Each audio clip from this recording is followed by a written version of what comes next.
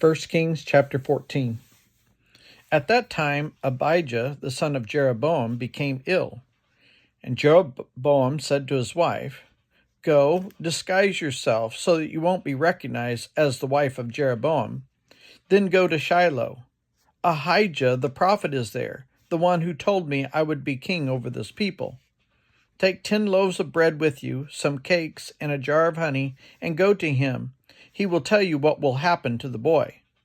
So Jeroboam's wife did what he said and went to Ahijah's house at Shiloh. Now Ahijah could not see. His sight was gone because of his age. But the Lord had told Ahijah, "Jeroboam's wife is coming to ask you about her son, for he is ill, and you are to give her such and such an answer. When she arrives, she will pretend to be someone else." So when Ahijah heard the sound of her footsteps at the door, he said, "Come in, wife of Jeroboam. Why this pretense? I have been sent to you with bad news. Go, tell Jeroboam that this is what the Lord, the God of Israel, says. I raised you up from among the people and appointed you ruler over my people Israel. I tore the kingdom away from the house of David and gave it to you, but you have not been like my servant David, who kept my commands and followed me with all his heart, doing only what was right in my eyes. You have done more evil than all who lived before you. You have made for yourself other gods, idols made of metal. You have aroused my anger and turned your back on me. Because of this, I am going to bring disaster on the house of Jeroboam. I will cut off from Jeroboam every last male in Israel, slave or free. I will burn up the house of Jeroboam as one burns dung until it is all gone. Dogs will eat those belonging to Jeroboam who die in the city, and the birds will feed on those who die in the country. The Lord has spoken. As for you, go back home.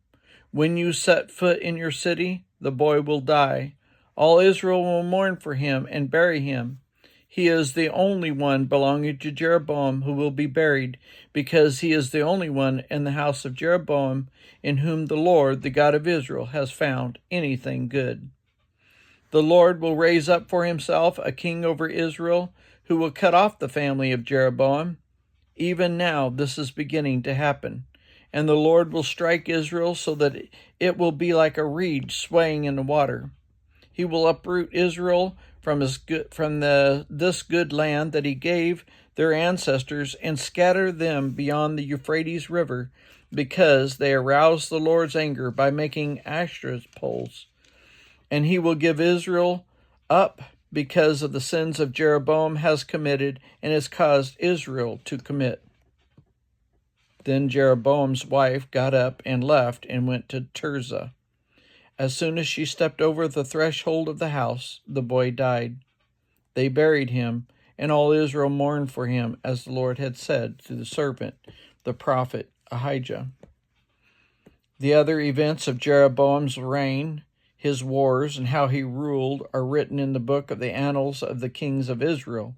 He reigned for 22 years and then rested with his ancestors, and Nadab his son succeeded him as king. Rehoboam, son of Solomon, was king in Judah. He was 41 years old when he became king, and he reigned 17 years in Jerusalem, the city the Lord had chosen out of all the tribes of Israel in which to put his name. His mother's name was Naamah. She was an Ammonite. Judah did evil in the eyes of the Lord. By the sins they committed, they stirred up his jealous anger more than those who were before them had done. They also set up for themselves high places, sacred stones, and Asherah poles on every high hill and under every spreading tree. There were even male shrine prostitutes in the land.